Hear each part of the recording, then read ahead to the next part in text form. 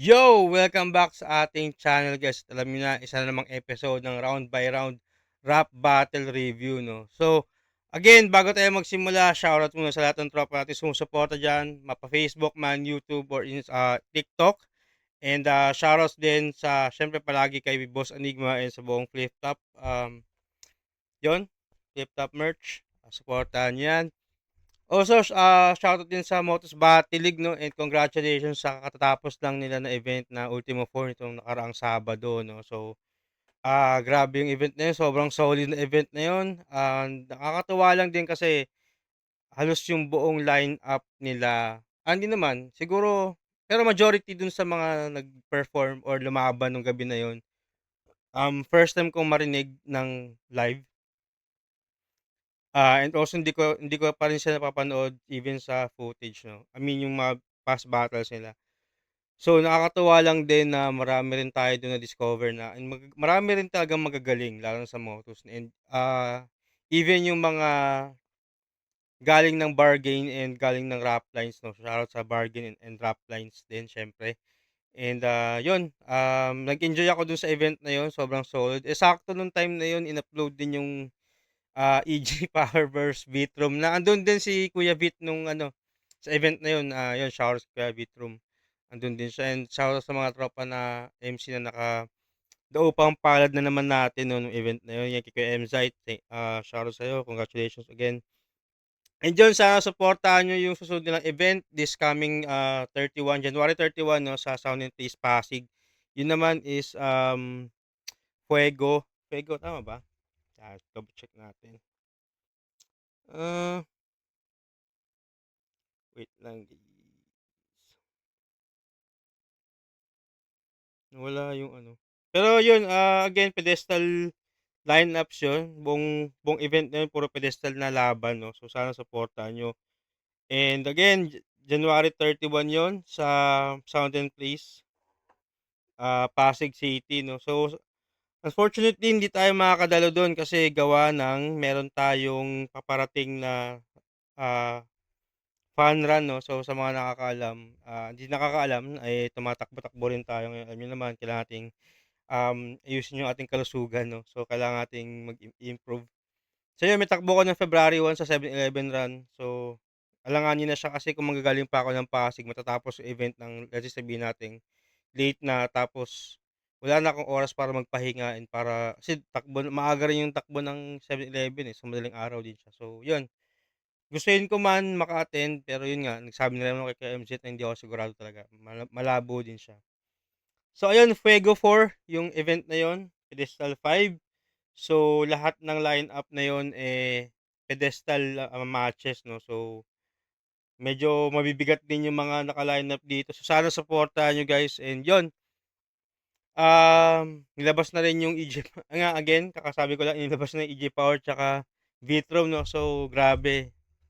Sa mga nakikita kong comment, talagang, marami talaga nabigla din dun sa naging laban. Pero yun, anyway, tsaka na natin yan 'pag, gagawa ng review 'no, 'pag tagal. Pero ngayon, again, zoning battle muna ulit tayo, yung ating gagawa ng review for today and, ito parehas veterano 'tong maglalaban na 'to 'no, so alam niyo na. So, ito yung laban ni Harlem at tsaka ni Goryong Talas 'no.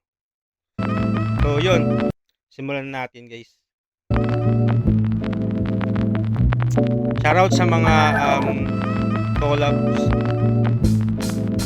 Hypebeat, Flip Top, Black Zoning Manila, 20, nandito pa rin, High Match Point, Minds, Sports Bar, huling laban na ng gabi. Shoutout sa lahat ng mga naging kasama natin buong event. Salamat sa enerhiya nyo, sa tiwala ninyo. Flip Top ang para sa parting dating laban. Oh.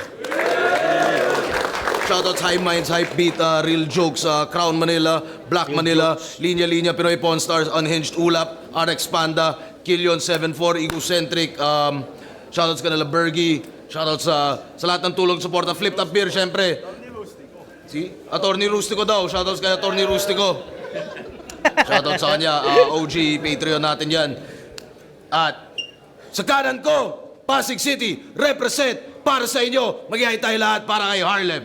Sige patingin, paano ka mag-bounce? Dito schizo to si Harlem na may baong Uy, bagong 420, sound. Kami oh. zombie, she can't keep these motherfuckers down. Kami owning, yeah, this the motherfucking sound. Shout out Uncle Mike, 1500 way mo. Mga tawa pa dyan. Sa inyo na lang. Bagong At buhay nila. sa kaliwa naman, Balabon, QC at Kaita, represent para sa inyo. Mag-ihay tayo lahat para kay Goryong Talas. Mas kupal pa sa kupal pag umasta, di pang kalma, umaalma. Langko pa sa pagtodas ng hudas, matalim na diwa, talas kong tumasa. Animoy lason sa lunas, di umaamba, umakasa. Iiwan ka butas kung kumagkadali, kudet, tatas, kudet, rak. So ito ba heading to this to this battle no. Nung naalala ko Belta Balentong yun nung nakausap ko si Sir Goryo, si Kuya Gio, no. Parang yun na pag-usapan namin yung huling battle niya nung kay Poison na talagang maganda yung kinalabasan. Kaso kahit maging siya man daw ay nagulat siya doon sa naging pagtanggap ng mga tao. Pero yun, and also natanong ko rin sa kanya nung time na yun kung kailan siya, kung mag-aahon ba siya or ano. Pero yun nga, nabanggit niya na baka daw lumaban siya ng zoning. So, ito nga, ayun nga, unfortunately hindi natin to natinan sa mga palad, no. Pero yun, tuloy natin. Estrado pricing, man. Bagong labas nga pala ng RX Panda collab sa Flip Top. Nanalo ng coin toss, di ba? Nanalo ng coin toss si Harlem. Pinili niya mauna si Goryong Talas. Tig-2 minuto dapat. Huling laban na natin ngayon para sa Zoning 20. Pakinggan natin. Unang banat, Goryong Talas. Nag-PM sa akin si Enigma. Zoning raw. Nang matapos na yung 10 months kong break. Subukan ko raw yung Harlem. Teka, Harlem? Eh, ang pangit ko nga sumayaw para si Drake. Ugaan, pinunta ko dito, alugan. Tipong may earthquake, tas magnitude 8. Kaya fuck that Harlem Shake. Pero I'll make sure na Harlem Shakes.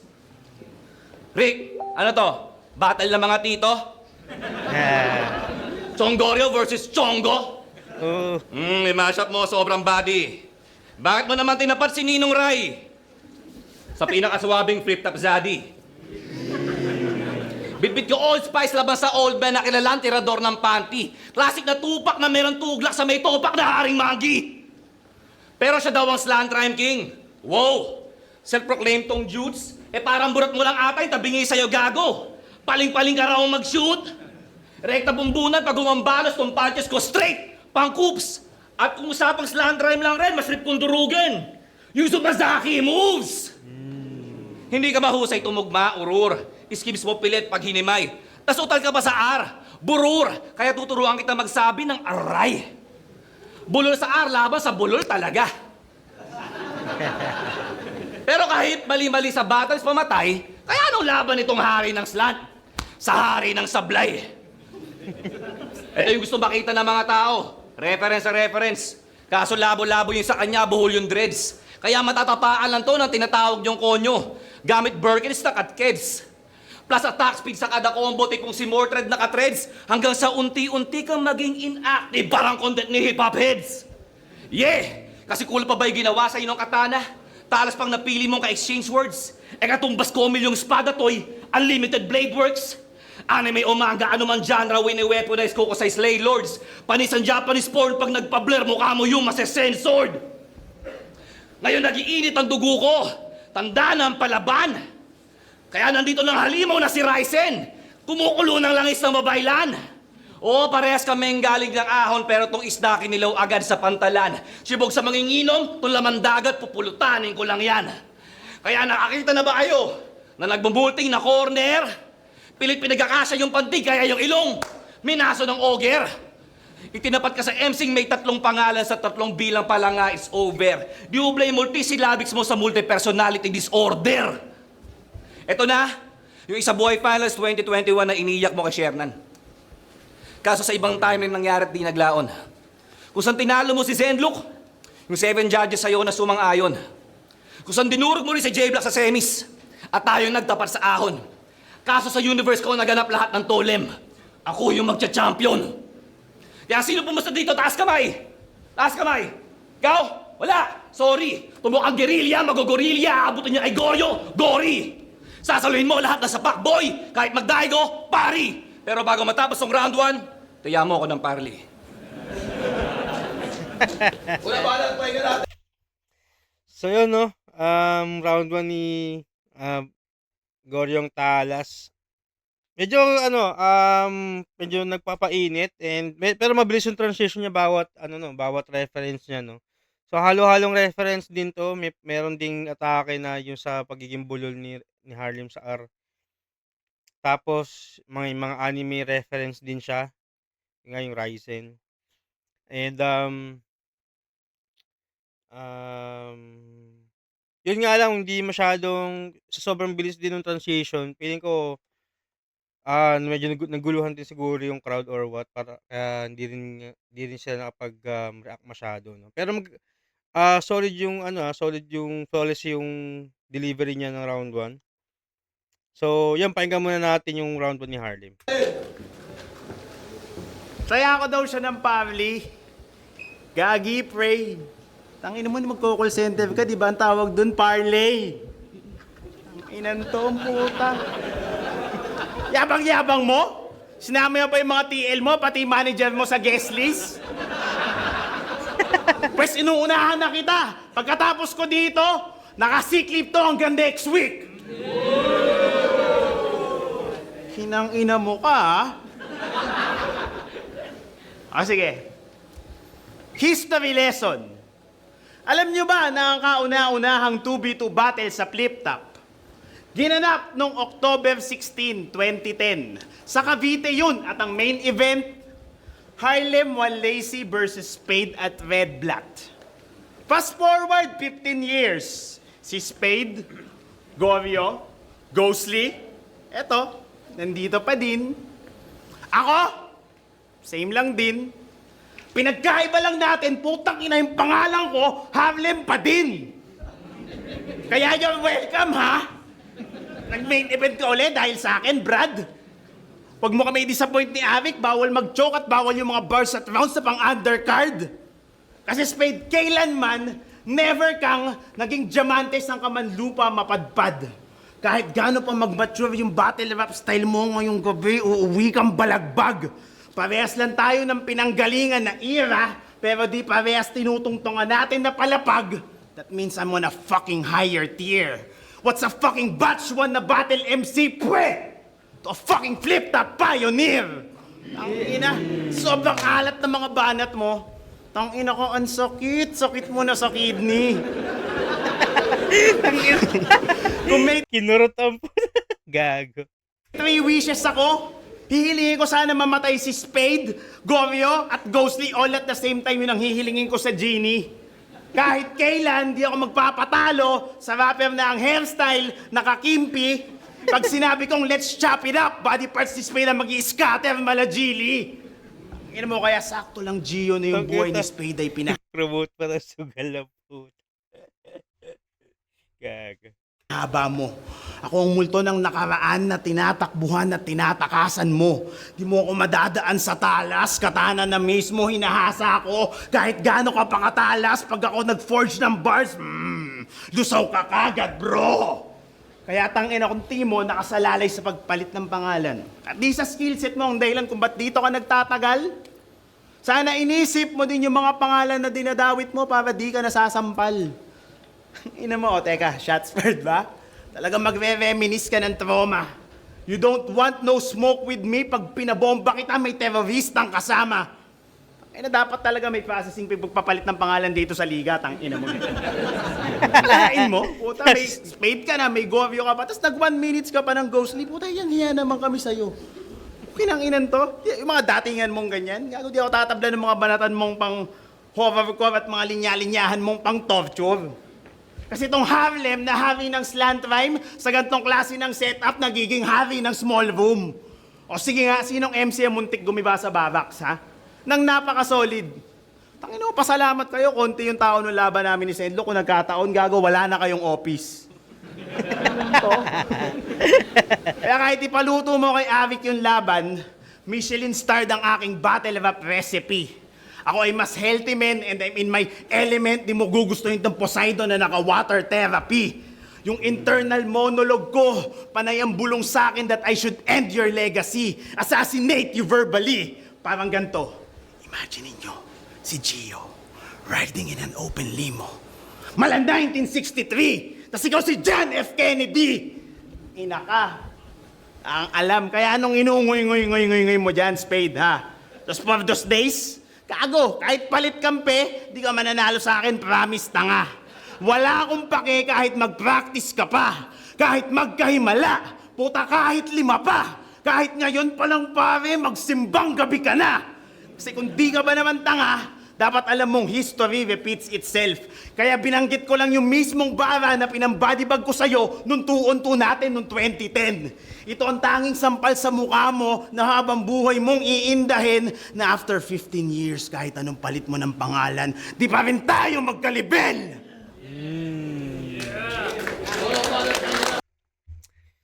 So yun yung round 1 ni Harlem. Okay, mas natripan ko yung atake dito ni Harlem, no? And yun nga, nag-history reference siya yung gawa nung Dos por Dos nila nung 2010. Di ko ma-remember kung napanood ko yun eh, yung Red Black Spade versus Juan Lacy tsaka Harlem, no? So, and yung mga reference din niya, may mga reference siya na assassination yung kay John F. Kennedy, no? History din siya. And nag-end siya dun sa, kumbaga ang pinaka mismong point lang nung round niya is yung given na pareha sila na, yun nga, pioneer si Harlem, tas batch 1 din si ano. So, although mas pareha sila naglalaban ngayon, magkaiba pa rin sila ng level, kumbaga, sabi nga ni Harlem, na ganun, magkaiba man yung, magkaiba pa rin yung takbo ng career nila, na after 15 years, ganun pa rin, na hindi pa rin nagbabago, no? So, yun, para sa akin, malinis din yung performance ni Harlem dito sa round 1, no? So, para sa akin, pwede kong ibigay sa kanya ng gahibla lang yung round 1. Kasi solid din yung round 1 ni Sir Spade, ni Sir Gorin Talas eh. So, gahibla lang, bibigay ko kay Harlem. Pahinga natin round 2. Sino pa yung pagsabi ko ng parley sa parlay? Gago, ginugol ko yun. So mas matalino ka? Open A ang puta. Yo! Alam nyo bang big time na si Harlem? Kasi binibigyan niya ng bayad na gig si Enigma! Hindi, real talk yun. Sabi niya sa laban niya kay Katana. Kaya isa doon namang rapper ang nakaahon dahil sa hip-hop! Damn! Hustler kumakamada. Okay na sana. Pero one time, nung in-invite mo kami sa Pasig, sa inyo, Rick, di ba? Sa inyo, sa Pasig, yung experience nakakawalang gana. Paano? Magpapa-event ka, hip-hop night. Tapos yung set namin alas 3 ng umaga. Lem! Putang ina. Tangina, ano yan, panran? Alas 3 na umaga yung set na gago. Tarantado talaga. Ginawang panran yun, alas 3. Where's your fucking manners, bro? Lem! Where's your fucking manners, bro? Kami ni Sayad na urat. Si Arik! Puta, napadyos ko, Lord. Si Plasma! Pau, king of horrorcore, puta. Ginawa mong early bird. Gusto kang upaan ni Batas, may nagja-jogging na raw sa labas. Ayusin mo naman pag-guess mo kami na tangina mo. Dahil baka imbis makuha mo yung kupon na ng kamao eh. Makuha mo suntok ng kamao kasi. Magkano bang nakukobra mo sa mga gigs ha? Lakas kumikba kahit di kumikita yung event? Suspicious. Pero grade is good. Pineperahan yung art pero walang respeto sa artist. Why? Why you have to be so rude? Ano, bingi-bingi nga sa gantong reklamo, tayang kawali lang. Man, sa eksena, you better exit, dude. Tipong papasok sa kaliwa, tapos lalabas sa kanan. Na parang exit wounds. Kasi naturing ang isang taga-Pasig. Dahil pag naamoy ng pera, daig pang pirana. Pero di ba taga-Pasig din yung mag-asawang kontraktor? Pati yung Zaldi kong buhaya? Oo, maraming matinong Pasigenyo. Pero yung mga korap sa akin pinakokontrata. Kaya lulutang bangkay ni Harem sa Ilog Pasig, bow! Kasama yung mga diskaya. Kasi walang silbi ang pagiging Poseidon mo. God of the seas, ulol, sugarol, talpakan, tudakor. So ano, yung mga nakukurakot mo sa sponsor, pinantataya mo. Huy, baka patawag ka ng mga senador. Nasa bansa tayo ng mga magnanakaw, madadali kahit na umu-organs ka pa and all.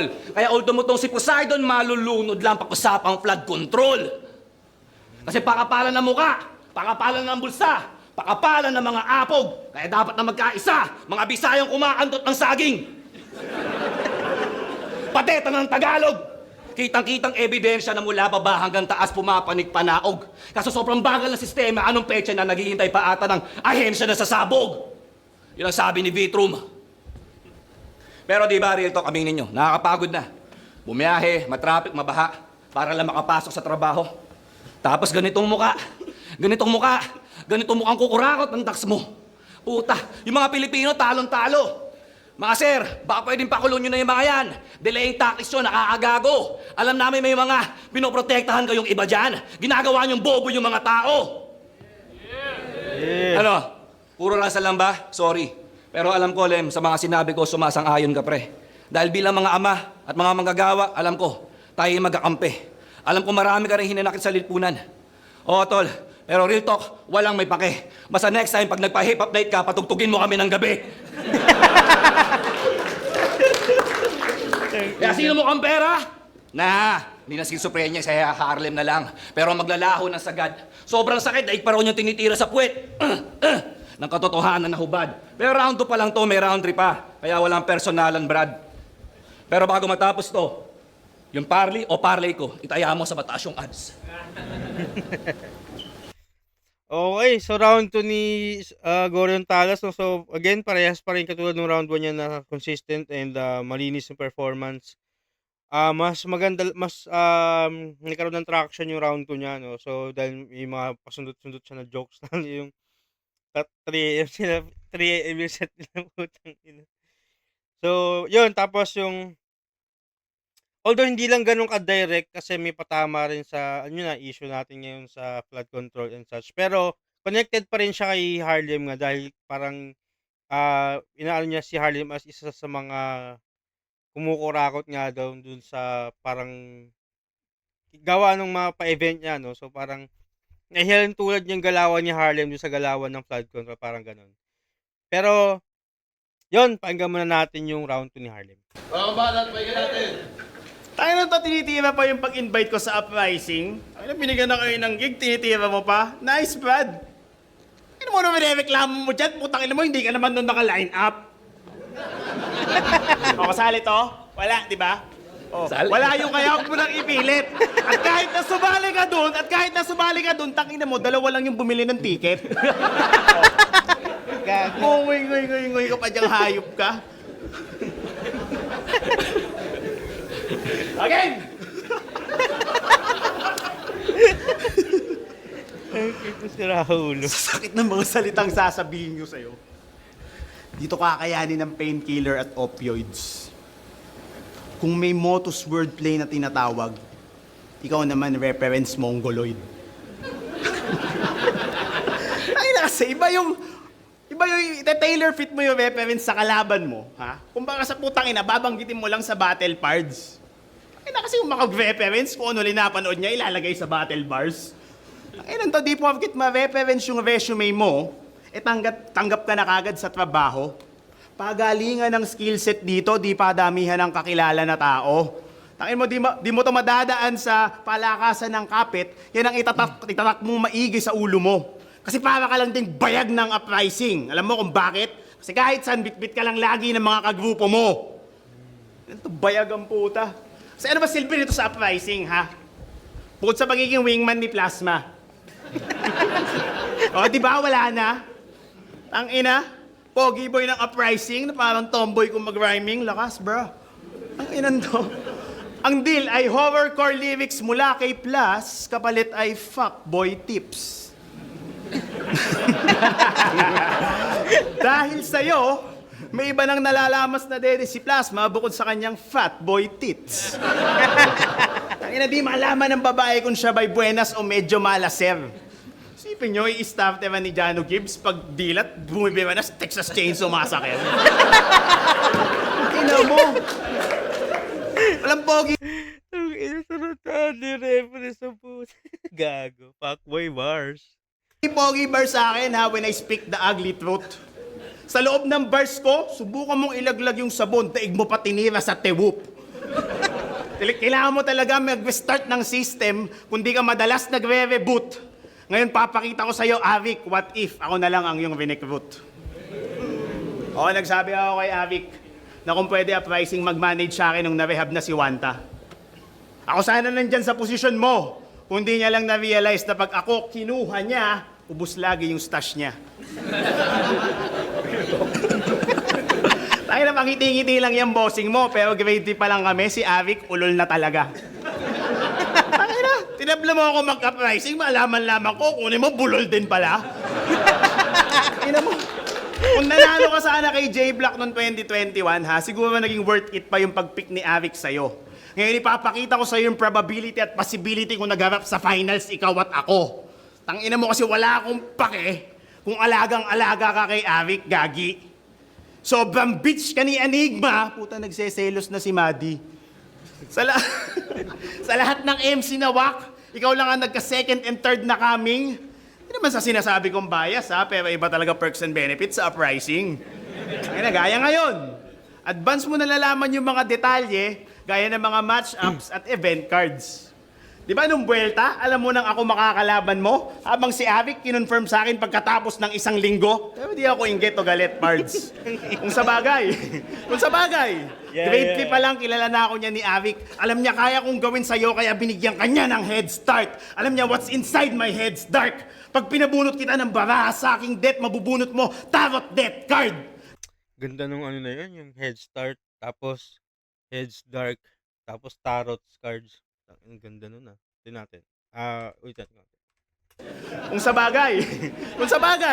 Grade 3 pa lang, kilala na ako niya ni Avic. Alam niya kaya kong gawin sa'yo, kaya binigyan kanya ng head start. Alam niya what's inside my head's dark. Pag pinabunot kita ng baraha sa aking death, mabubunot mo tarot death card. Kahit itim budhin ni spade, kaya kong bunutin kanyang red heart. Ina mo sugabol bars. Okay nang Kasi isa kang sabit pabigat, walang silbi na member ng inyong pangkat. Wala kang bilang, wala kang ambag, saling pusa sa uprising na pinakawak. Wala ka kasing kadating-dating. Swerte mo talaga pagdating sa mga patay na bata at si Avic maawain. I mean, paano nangyari na sa grupo nyo ay putay na mas angat pa sa'yo si Tweng? O, di ba? Huwag mo sabihin sa akin dito, huwag mo sabihin sa akin na Dehins. Eh puta, mas may silbi pa sa'yo sa uprising yung mga anak ni Kuya Dennis. Ang ina mo kaya, kung pangiti-ngiti dyan, baka sampalin ko yung pisngi mong pang bulldog, motherfucker. Kahit gaano ko pa katalas, pupulat kakalawangin ka pag nilubog ka sa pressure underwater. Hindi ako tinatablan ng mga wak mong tira, mapalad ka umabot sa gantong era. Diferensya natin, 1 taon pero agwat ay milya, isa ka lang freeloader dito sa liga. Sa stage na to, di mo ako masisiga. Kahit anong upgrade mo, wala kang bisa, walang ilustrado sa akin, Goryo. Kaya kong umisnort ng 4 na linya. Time! Yung round 2 ni Harlem, no? So, nung una, nung round ni Goryo, sabi ko parang pwede niya makuha yung round, no? Kaso syempre, nauna si Goryo, pangalawa si Harlem. Mas nahigitan niya yung round 2 ni Goryo talas dito, no? And yung mga angles din ni Goryo, medyo may pagka-real talk din siya eh. Kasi kung tutusin, gaya nga ng binanggit ko kanina, parang Berta Valentong yun, nung nagkausap na din kami ni Sir Goryo, no, after event, nakakita ko siya sa may labas. So parang yun, nakipagkwentuhan konti, ganyan. Tapos yun nga, nabanggit nga, tinanong ko siya kung may laban siya ng ahon or no. Sabi niya, hindi niya siguro, pero zoning daw lalaban siya. So, alam na, medyo real talk yun na binanggit ni Harlem na zoning, Vuelta pa lang, alam niya na yung may laban siya. Pero hindi ko alam, hindi naman sa binanggit ko sino kalaban niya 'no. So, parang yun yung sinabi niya baka lang may laban siya, gano'n. So, yun nga kasi napagkuwentuhan din namin ni Kuya Goryo no'n na ano, yung about kay GL, kasi 'di ba dalawa laban ni GL dun. So, parang nagbigay siya ng insight dun 'no, so kung paano nabuo yung kung bakit naging gano'n. Parang ang sabi lang talaga ni Boss Enigma is parang ano, "Tignan niyo ganyan maging okey okey daw yun." Parang ano lang, magtiwala lang siya dun sa ginawa ni Arik na line. Kumbaga gano'n kalaki yung tiwala niya kay GL 'no. And bilang uprising, so yun nga may head start sila sa mga gano'ng bagay. Meron silang lalo sa mga events, yung mga, lineups, sila yung siguro yung unang nakakaalam kasi nagme-meeting sila, 'di ba? So yun medyo tumutugma dun sa ginawang reference or ginawang atake dito ni Harlem sa round 2. So para sa'kin kay Harlem yung round 2 na yun 'no, so bibigay ko kay Harlem yung round 2. So pakinggan natin yung round 3. Uwing man daw ako ni Plasma. Yung sinasabi mo, Lamon, hindi ako uwing man ni Plasma. Si Ilaya yun. Gago. Ang ina nilaglag. Hindi ko natutuloy. Baka magkaalaman eh. Yeah. Medyo dragging to pero bagalan ko lang. They say big things start small. Parang arera ko lang sa battle. Dati ini-imagine ko lang kung paano ba ako magiging malupit. Tapos nasa tuktok na rin ang poster, main event. Shit. Kasi kung isipin nyo, di ba sobrang kulit na yung dating spade na cocoon naging matalas na butterfly, balisong na panggilit. Oo, tong balisong na sobrang talas magpapamalas ng angas at butterfly effect. Unang laban mo ng quarantine, binabanggit mo na magkukwit ka na kamo sa ligang to. Dahil di mo kinayang paglamon sa iyo ng sistema. Kinakain ka na ng mga bulatin uod sa tiyan mo, pero bumatal ka pa rin pagtapos noon, di ba? Aminin mo, di mo kayang huminto sa pagdalo. Kaso sa kagustuhan mong mawala, mas nauna pang nawala yung kalaban mo nung si Romano kaysa sa'yo. Pero rest in peace kay Mano. Kaso sa laban nyo, di ba sabi mo gusto mo na magpahinga? Hindi mo ba alam si Romano bumatal pa sa Taiwan bago siya malagutan ng hininga? Ang pinakapunto ko dito, kung mahal mo yung kultura, di mo iiwanan. Kay Katana, tumutodo payo pa. Na gusto mong kausapin yung batang Harlem kasi deep inside Harlem, alam mo may mga pagsisisi ka. Kasi aminin mo, kung di kayo nagpabayaan ng tandem mo, yung grupo mo buo pa rin hanggang ngayon. Kung di kayo nagpa-rockstar nila franchise sa 2x2, yung Schizophrenia, isa na sa mga kampyon. Kung di kayo nag-drugs si Juan Tamad, malamang, nagbumulti pa rin siya dito at ang babaon. At kung di siya nag-addict, di ko siya makikitang nangungupit ang damit sa Uniqlo. At di ko sasabihin kung saan branch yun. Ano? Masyado bang sa akin? Pero grabe yung simula ng round 2 dito ni Kuya Goryo 'no. Masakit sa nakagulat din yun. Pero yun nga parang maganda yung point niya na parang kung mahal mo talaga yung kultura, bakit hindi mo siya iiwanan. Kasi nga marami na ring ganyan. Alam ko hindi lang naman si Harlem yung isa sa mga nagbanggit na parang last battle ko may ganyan, Sino nga ba yun, yung last battle hanggang ngayon nagba-battle pa, 'di ba? Pero yun nga, parang, solid din kumbaga si Romano nga daw hanggang huli talagang buma-battle pa. Yun nga, totoo legit yun na bumattle pa si Idol Mano, rest in peace, sa Taiwan nun 'no. So pagbalik na lang ata nila dun na yung dun na yung alam ko pabalik na sila galing Taiwan, base sa kuwento nung mga tropa talaga niya. Sa podcast ko lang din 'to napanood 'no, yun nga pauwi na sila galing Taiwan, parang dun pa lang ata dun na may iniinda na siya. Pero yun, maganda yung punto na yun na yung punto ni Goro na yun dun sa part na yun 'no. So tuloy natin. Formasyon, real talk yun. Pero kahit bumaas pa kayo ng 20. Pero di lang to basta pang shock value. Eto na si Zeus pag nangongoriente. Sobrang dami mong kagaguhan na nagsimula sa mga bagay na akala mo lang simple. Dahil kung di ka nagpasugal, laban namin ng Apex, malamang bumabattle pa rin dapat dito si Kadiente. Kaya mga bagong MC, makinig kayo. So yun nga, banggitin ko lang din 'no, si Kuya Juan Lazy, si Kuya Juan Tamad 'no. So nakaka-miss yung schizophrenia 'no. So actually, hanggang ngayon, hoping pa rin ako na one day bumalik si Kuya Christian 'no, and makapag-perform kasi iba rin talaga yung impact na nagawa niya din, lalo na sa mga early days ng Flip Top, especially nung 2x2. Kung alam niyo na yon nung, 2x2 run nila Shea Smug.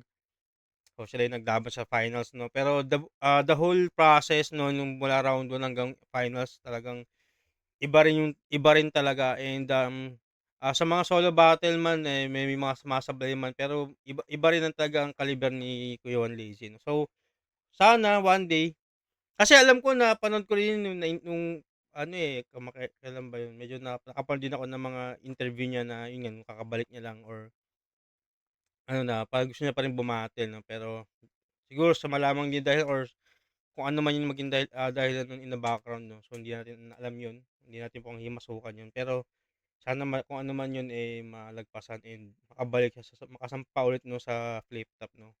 At isa rin ako sa magiging, masaya nun kasi sa totoo lang, early days ng Flip Top 2010, high school ako niyan, and nung time na around 2012 ata yun nung pumutok na yung, Schizophrenia, yung, um, Squatter House kay Sir Delo, shoutouts.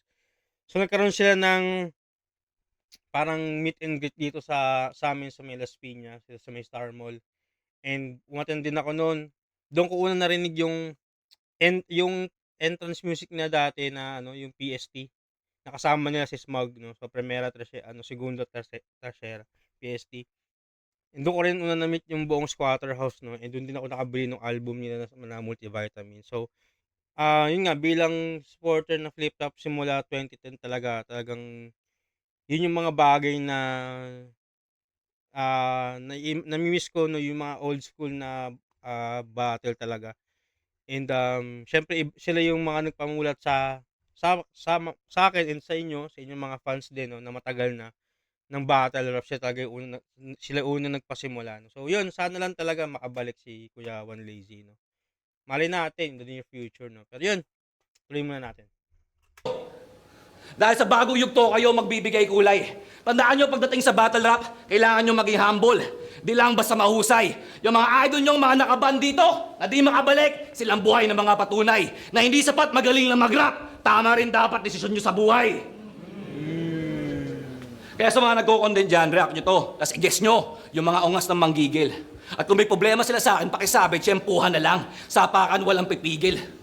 Oo, sapakan walang pipigil. Kaya para sa mga mamas boys na ginagatasan yung kabobohan nila, hanggang dyan na lang kayo mga inutil. Hindi kayo kailangan ng battle rap at kahit maglaho tayo ditong lahat, yung mundo na hip-hop di titigil. Kaya ano rin, masakit na? Masyado bang foul? Tumagos ba? Hindi to real talk, ito'y ka-real talk na sumusuntok, boy, tapos ka. Oo, marami rin akong pagkakamali at pagsisisi sa buhay. Pero lahat yan, nilot ko pa isa-isa. Kasi nga lahat ng tao kinakaarma, tama. Pero depende pa rin yan sa nagdadala. Kaya sinamantalo ko lang to ang pagkakataong to. Alam ko makakalaban kita one time. Pero kahit irebat mo lahat ng to, yung reality, hindi na kaya i-flip gamit ang rap lines. Di kaya ng slant, di kaya ng multi, di kaya ng mga diskarte na pang crunch time, di kaya ng rap skills kasi rap kills pag tunay na buhay yung punchline. Ano? Lumalagpas na ba ako sa oras? Nag-overtime na ba ako? Well, I can do this all night kahit yung pintuan ng match point magsarado. Pero kita nyo naman sino nang panalo. Wala sana arbora ng balato. Mas mahusay ako pag-usapang sugal, Harlem. Pakibalik na lang yung taya ko. Okay, so medyo seryoso yung round 10 ni Kuya Goro, pero ang gaganda ng points niya 'no, and solid din. Again, all 3 rounds ni Kuya Gorio talagang solid yung performance niya, malinis.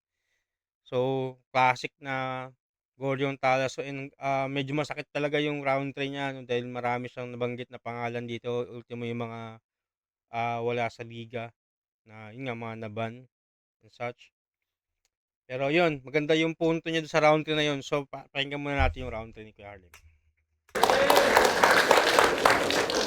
Tangina mo, di ba, pricing ka? Pinagagawa mo, gagi pre. Awit ko, tangina, nagpapaalis pa ng tao, tangina mo yung ticket, konti na nga nabili. Pinanto pa rin pasarado mo ng pinto, gago pre, uwian na. Pinanto. Gusto ko nga uwi ka na kasi pag uwi mo, gago, maglalagin ka pa. CL, oh. Abandonment, oh. Tarantado. Yung mga tropa nating ano din yan, BPO rin ako. So, gets niya yung binabanggit niya. And ayun nga, BPO rin pala to si Sir Gorio, no? And si Harlem, BPO din yan. Actually, katrabaho yan ng isang tropa natin eh. So, yun na lang. Kumbaga, nabanggit niya sa akin kung kilala ko daw ba si Kuya Harlem. Diyos ko naman, sino bang di makakilala? Lalo na sa mga matatagal na sa sumusubaybay ng flip top, no? So, hindi ko na mabanggitin kasi yung tropa din, pero yung shoutout sa'yo, alam mo na yun. Siyempre natin. Gago. Abandonment daw. Okay. Ano round na? Round 3? Ang ina ka, ha? Okay. Bakit ba Gorio ang napili mong username sa pagbabattle? For short ba yan sa Gregory or Gregorio? Putang ina, di ba pangalan mo Granmel? Granmel? Granmel.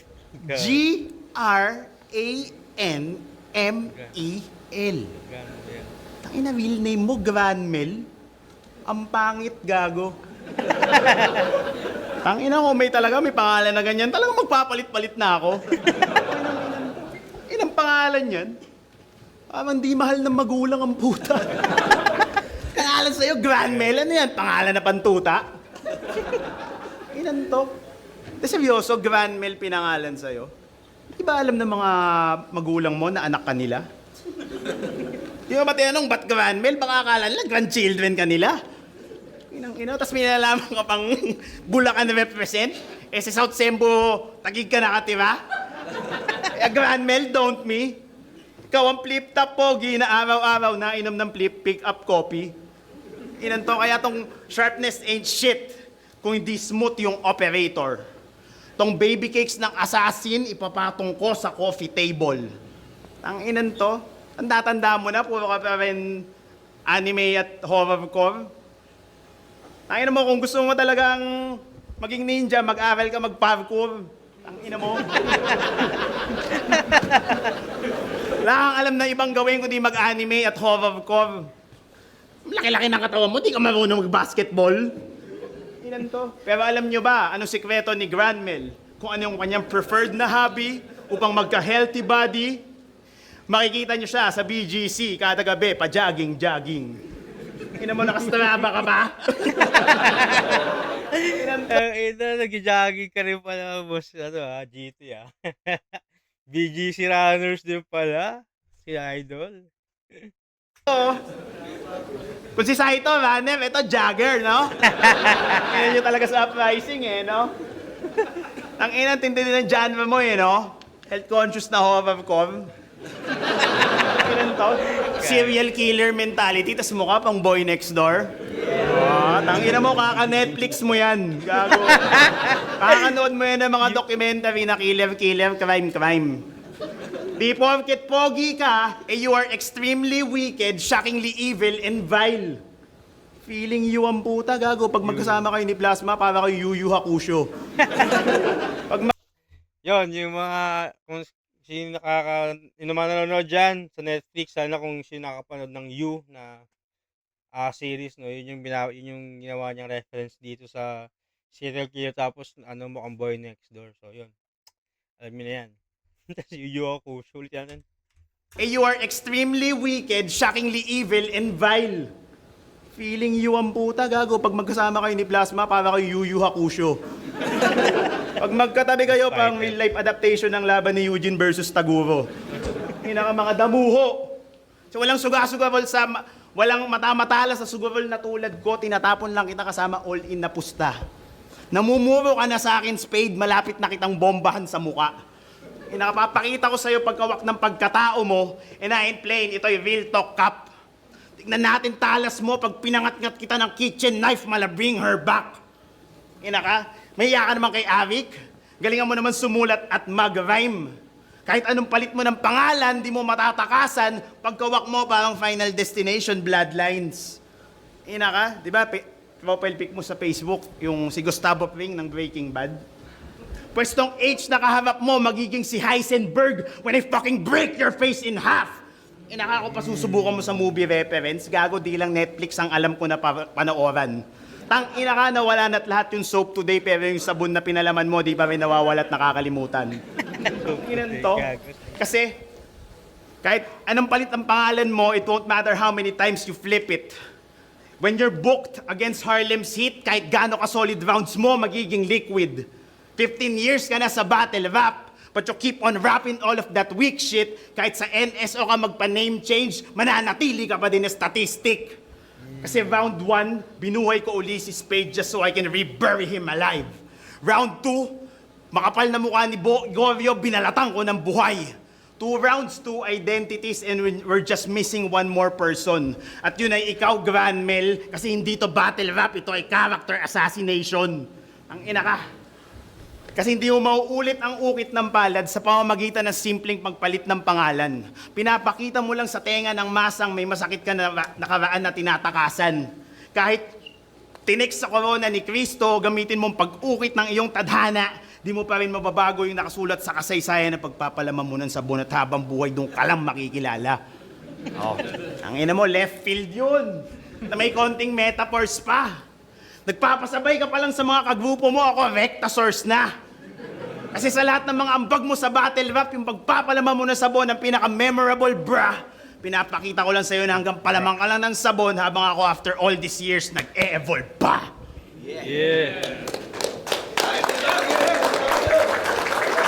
So yun, yung round 3 ni Kuya Harlem.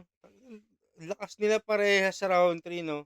Magkaiba lang talaga sila ng atake and medyo seryoso yung kay Gorio and mas medyo may comedic side pa rin yung may pasunod-sunod pa rin na comedic side yung jokes yun. Pero ang pinaka-highlight talaga ng laban na to or para sa akin, pinaka-highlight yung multis ni Harlem, no. So pinakitaan niya dito talaga kung gaano kalayo yung difference nila. In terms sa writing skills, no. Even though na halos magka-batch sila. So 15 years apart 15 years since nung unang lapag nila sa liga pero up until now, no. So ganun pa rin yung pinapakita yung level na pinapakita nila. So doon pa lang para sa akin panalo na lahat doon and pero sa laban na to guys, para sa akin yung round 3 mas nakuha din ni Kuya Harlem, no. So bibigay ko sa kanya yung round 3. So round 1, 2 and 3 para kay Harlem. Tingnan natin dyan. Zoning 20, Harlem vs. Goriong Talas, mag-iayos pang beses para sa kanilang pareho at para sa sarili nyo, para sa buong event natin. Maraming salamat ulit. Ang boto ng Urado, 5-0, mag-iayos tayo lahat para kay Harlem.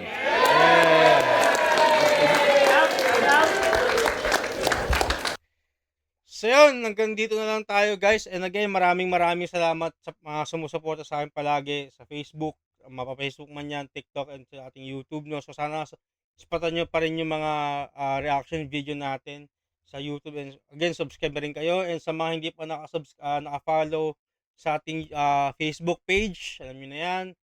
Sana maspatan nyo rin. And again, comment nyo lang din kung sino yung mga gusto nyo laban na pagawa natin ng review. Pero sa ngayon, nakafocus ako sa mga recent battle muna, lalo na yung mga zoning battles kasi since hindi tayo nakapanood. Pero susundutan na natin yan ng mga lumang battles and again, bago natin puntahan yung mga mas bago pa na mas Pero again, hanggang dito na lang. Kita sa susunod. Hanggang sa muli, paalam. Peace out, yo. Sheesh!